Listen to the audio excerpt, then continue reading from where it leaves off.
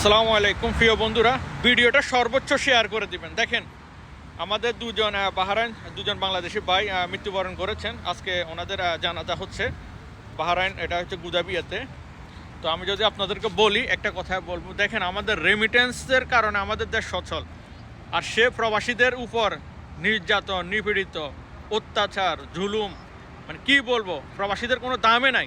আমরা কোন দেশে বসবাস করতেছি, আর আমরা সে দেশের জন্য রেমিটেন্স পাঠিয়ে সে দেশের মানকে উজ্জ্বল করতেছি।